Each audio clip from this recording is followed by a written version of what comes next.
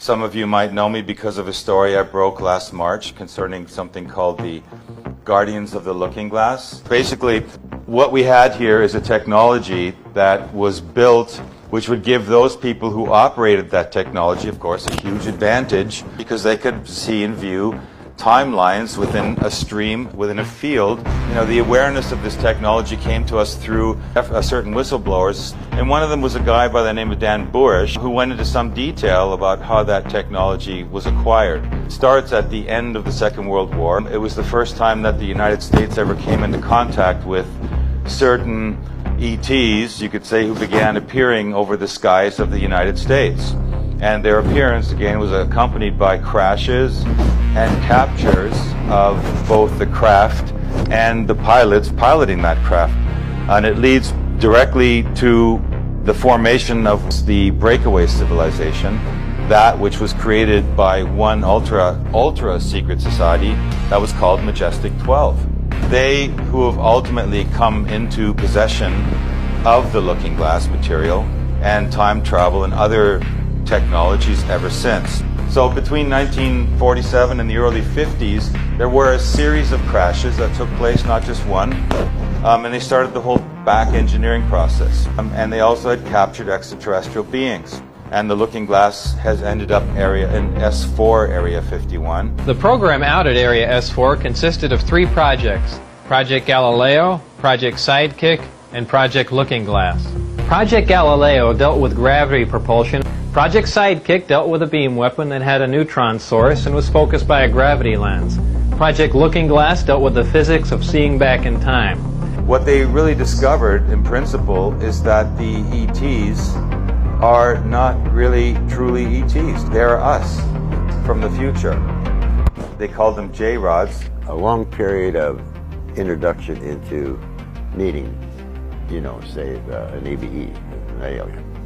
I call him J-Rod, of course that's what they called him, but that wasn't his, you know, I don't know if that was his real name or not. That's the name that the linguist gave him. So he knew J-Rod. Came from Zeta Reticuli, which is what we are going to colonize in the future. And they traveled back 52,000 and 45,000 years respectively. State planet of origin? Okay, yesterday you told us you traveled, and I quote, thousands of light years to get here. Yes.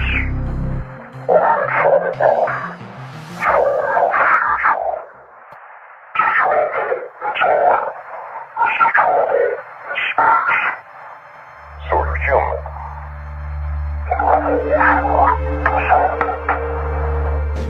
To exactly before this time, before this event takes place, for different reasons. What they found was that there are 3 types of beings. There's 2 J-rods, which were called P-52s. The P-52s were for 52,000 years in the future, and the P-45s were from 45,000 years in the future.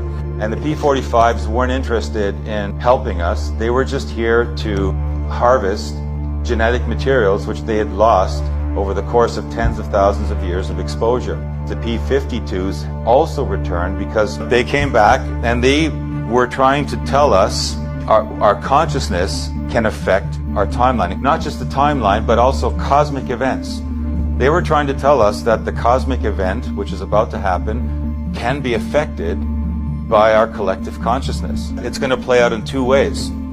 It could end up with a timeline that prevails that's an organic timeline, where mankind will begin to wake up and en masse, and that we will change the trajectory of that course by raising our consciousness, and then there's going to be some event, and our change in consciousness will actually set in motion a positive version of how that event affects us. We've heard about ancient civilizations like Atlantis or Lemuria or Mu, and you know, they come and go. They always seem to end in some huge cataclysm or some destruction, some destructive event happens, society blows up.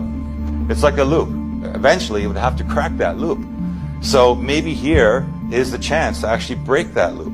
And the other timeline they were talking about that may prevail is this transhumanist timeline. Along comes 2022, and it's been like 10 years since the last Looking Glass whistleblowers had been out there talking about it, Dan Bush and a few others. But this suddenly appeared, this group calling themselves the Guardians of the Looking Glass. We are the Guardians of the Looking Glass. We're a group of former intelligence officers and military officials who have come together to release classified information about future events to come.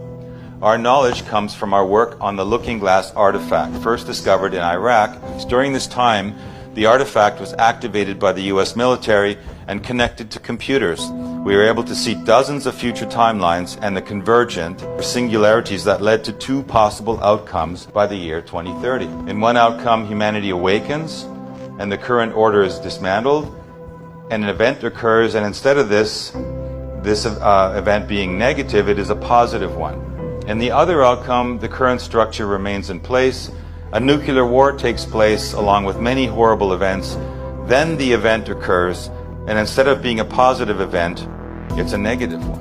I'm going to talk about what we can do about it, and that's got to do with the positive timeline. We have opportunity here. The J-Rods, they told us that basically they were talking about these two primary timelines. That there is a future where a possibly pole shift related environmental catastrophe is averted and does not happen.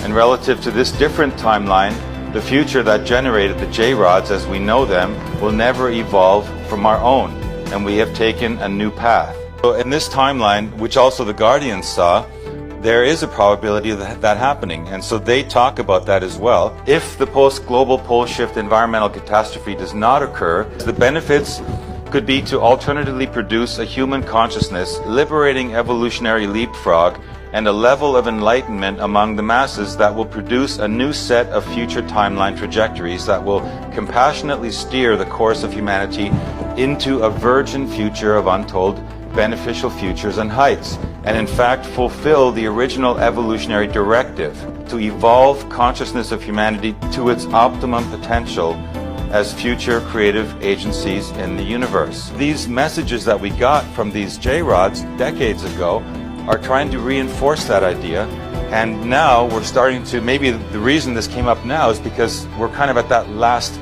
moment where we could make it happen.